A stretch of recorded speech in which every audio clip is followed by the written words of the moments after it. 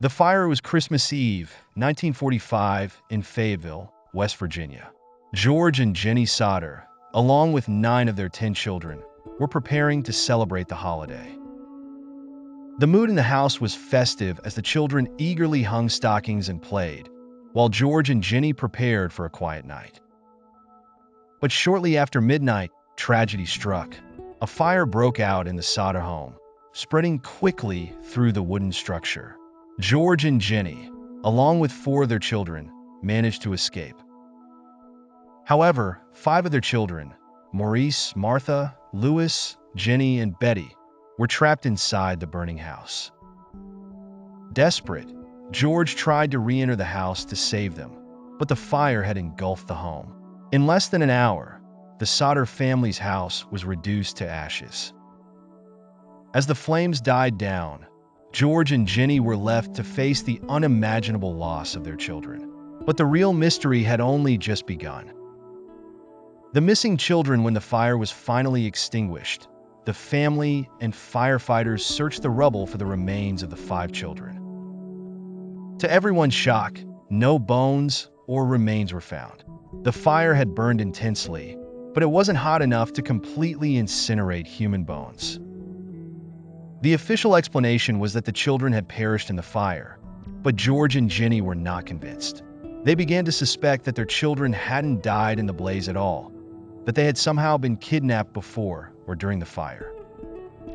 As the days passed, strange clues began to emerge.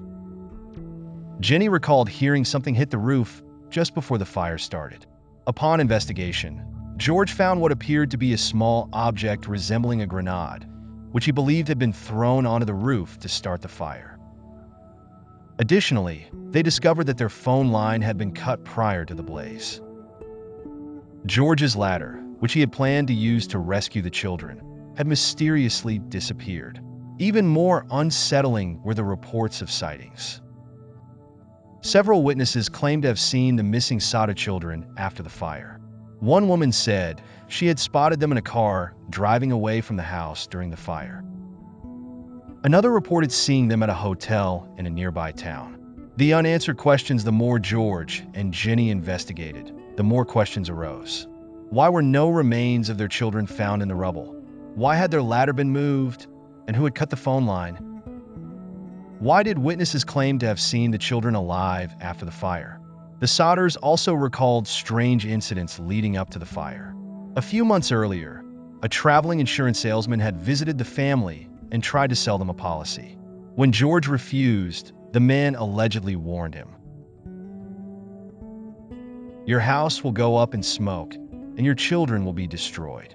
George, who had been outspoken in his criticism of the Italian fascist regime and its leader, Mussolini, began to wonder if the fire was a targeted attack against his family. In the following years, the Sodders placed ads in newspapers, offered rewards for information, and even put up a billboard with pictures of their missing children, pleading for answers. Despite their efforts, no credible leads ever surfaced. Over the years, many theories have been proposed to explain the disappearance of the Sodder children. Some believe they were kidnapped and sold into child trafficking, while others suggest that the fire was a cover-up for their abduction by someone seeking revenge on George for his political views. Another theory speculates that the children may have been taken by someone they knew.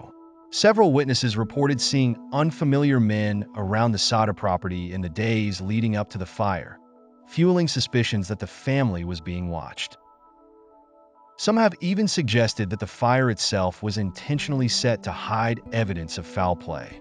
The failure of the local fire department to properly investigate the fire, coupled with the strange circumstances surrounding the phone lines and the missing ladder, has led many to believe that someone in the community may have been involved in the disappearance.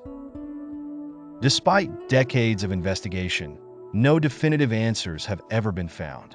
The Sodder family continued their search for their missing children until George's death in 1969, followed by Jenny in 1989. To this day, the case remains one of the most enduring unsolved mysteries in American history. The disappearance of the Sodder children has captivated generations of true crime enthusiasts, historians, and mystery seekers. The case remains open, with the surviving Sodder children and their descendants still hoping for answers. Though many years have passed since that fateful Christmas Eve, the mystery continues to haunt the small town of Fayetteville. The Sodder case serves as a chilling reminder of how tragedy and unanswered questions can intertwine, leaving a legacy of grief, suspicion, and endless speculation. To this day, no one knows for sure what happened to the Sodder children. Did they perish in the fire, or were they taken by unknown forces? The truth, it seems, may forever remain hidden, buried beneath the ashes of that silent night.